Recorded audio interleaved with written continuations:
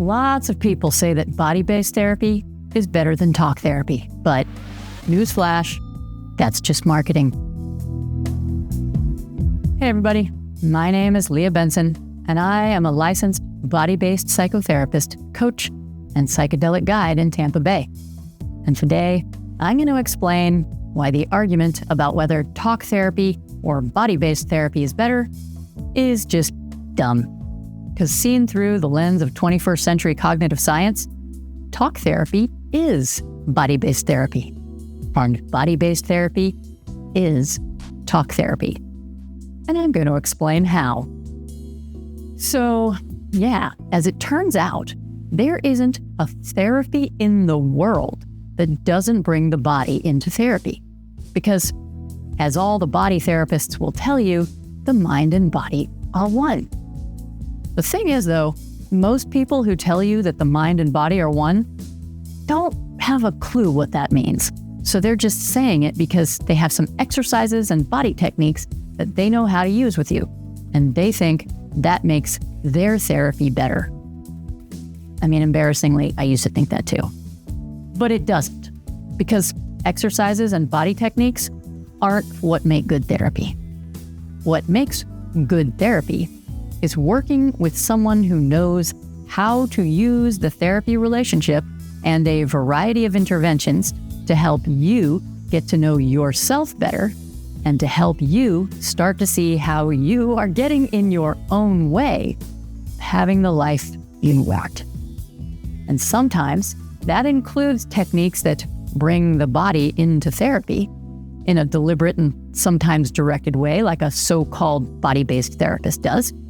And sometimes that means the body comes into therapy by virtue of the fact that there isn't a thought in your head or in anyone else's head that doesn't include the reality of the body.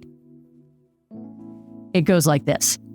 The brain is always taking in information from the sensory surfaces of your body through a process called interoception and generating something called affect, which you experience as mood.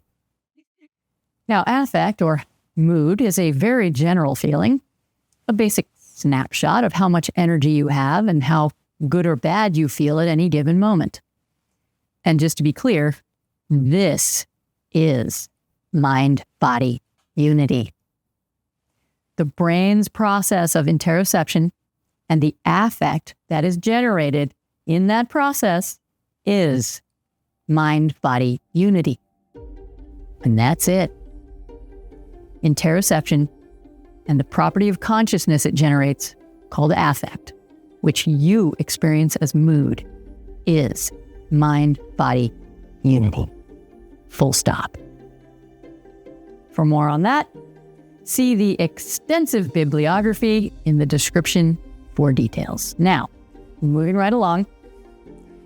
At the same time your brain is generating affect, it's also doing something else called conceptual categorization, which is a refinement of the way that it's making sense of the sensations in your body and the stuff in the world around you.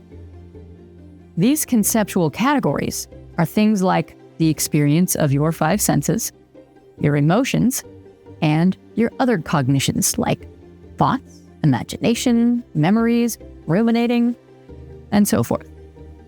Every cognitive or physical experience you can imagine is one or another conceptual categorization that your brain is constructing.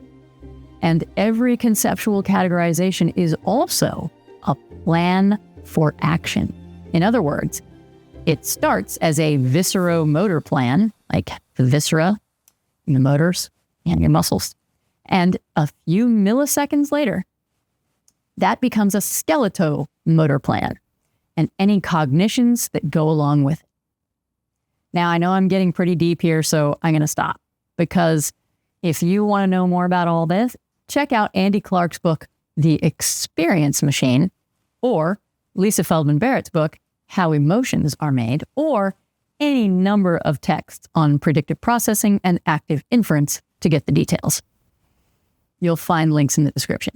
But suffice it to say, no cognition is conjured in the mind without a co-occurring physical state of the body. Which means, as I said and will now repeat, talk therapy is body psychotherapy.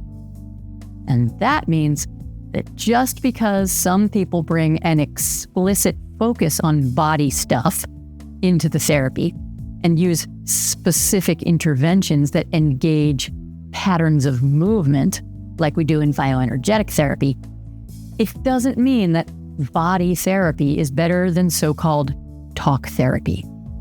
And it also means that just because some people do so-called body therapy, it doesn't mean that the body stuff isn't being made sense of through the process of conceptual categorization, which is talk therapy. Yes, bottom-up and felt sense therapy techniques are nothing more than conceptual categorization.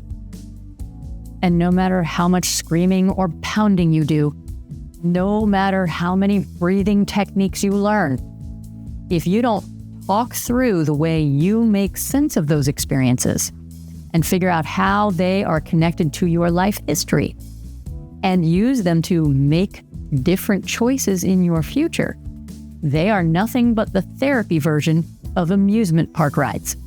In other words, they're nothing but entertainment and satisfaction for a therapist who thinks they've given you something important, which generally they haven't in these cases.